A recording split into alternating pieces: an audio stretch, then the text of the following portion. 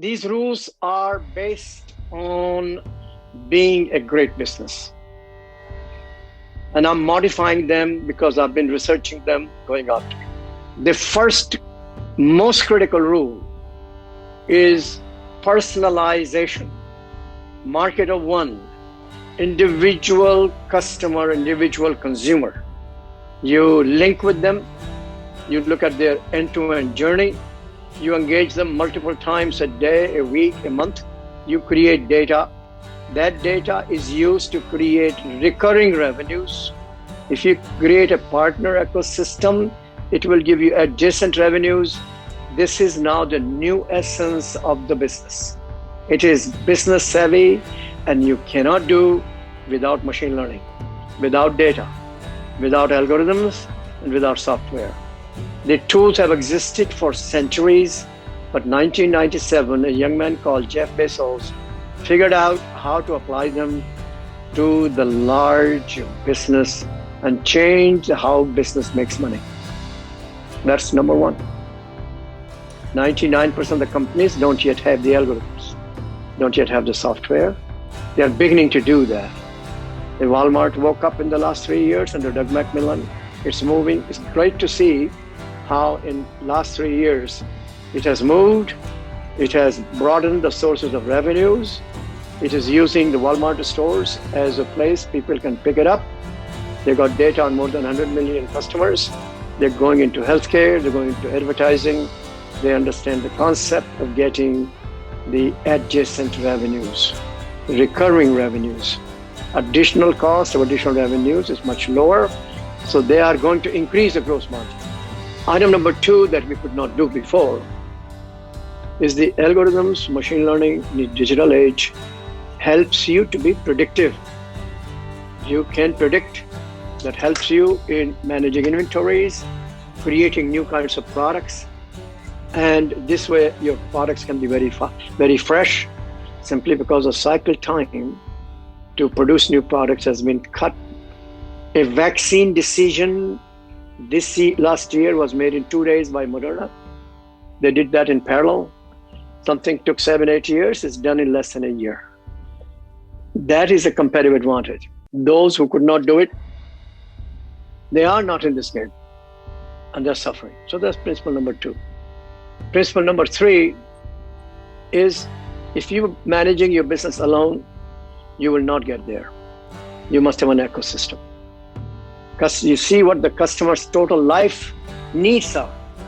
And with your platform, with your last mile delivery, with your data, you satisfy more needs than one, and therefore you are crossing several industries because you have one machining platform.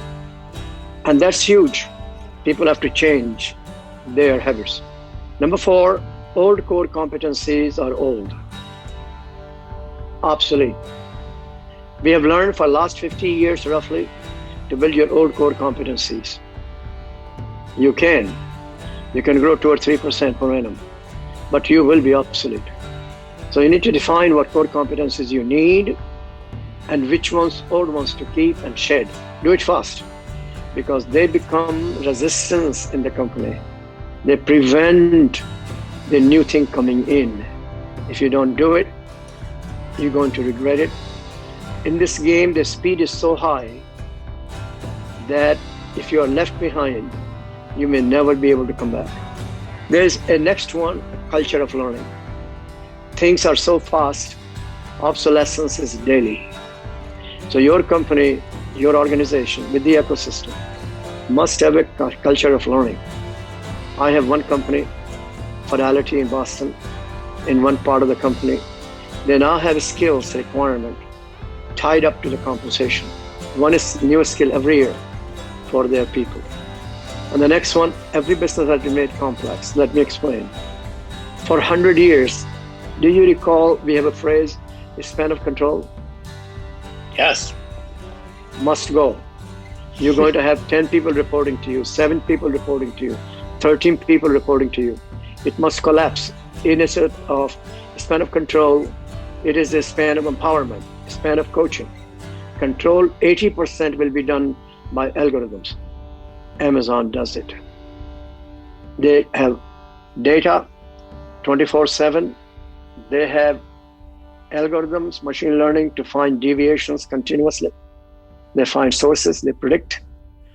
You don't have human being controlling it.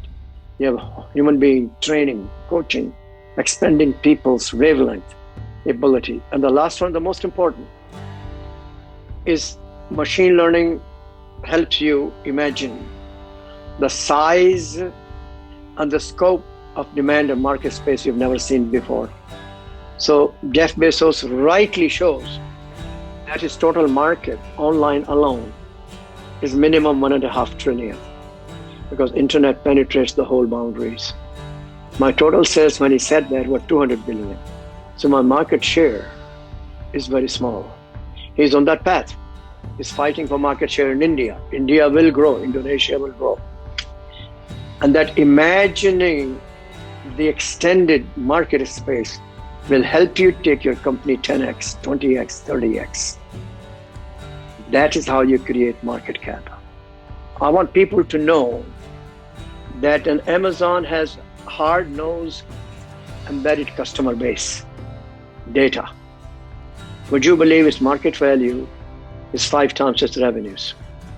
Apple, 5 times plus the revenues. They have customers, they have hardware, they have a brand.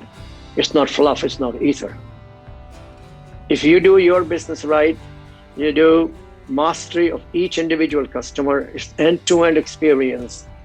There is no reason why you couldn't do that. But get ahead of the curve. 99% of the companies still don't have it. Those who have it first and be basics, they will lead the others. This is the window of time to do that. That's what this book is about.